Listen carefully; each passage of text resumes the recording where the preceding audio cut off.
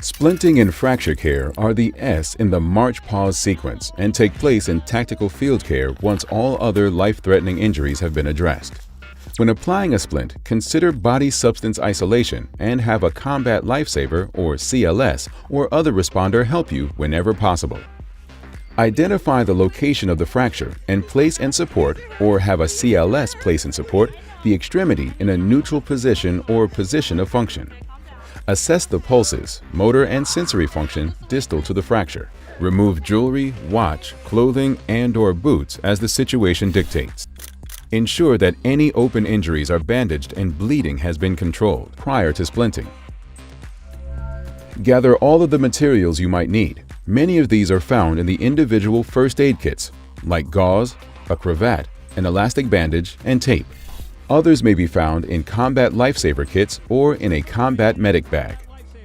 This might include a SAM splint or other malleable aluminum foam splint, additional cravats, tape, dressings, and elastic bandages to secure the splint to the extremity.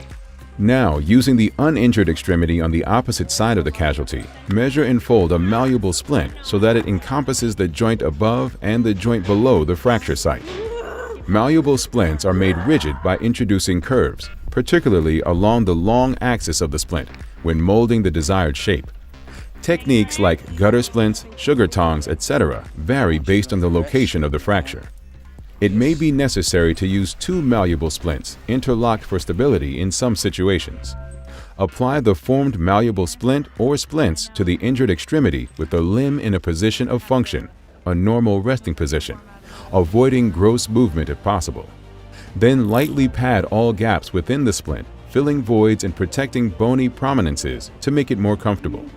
Tie cravats or cloth strips and ensure that knots are tied over the splinting material, not directly over the injury site, or wrap elastic bandages around the splint to secure it in place. When using cravats, one must be placed proximal and the other distal to the fracture if possible, understanding that in the case of a very proximal or distal fracture, this might not be possible.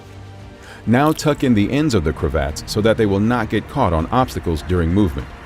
Ensure the joints above and below the fracture are immobilized in the splint whenever possible. Secure the entire injured extremity when appropriate. For example, a sling and swap may be indicated to keep an arm fracture stabilized during transport. During movement, litter straps may keep the extremity from moving, but ensure the strap does not apply pressure directly on the fracture site. Reassess PMS. If distal pulses are no longer palpable or sensory motor function is diminished, loosen the splint, reposition and reapply the splint.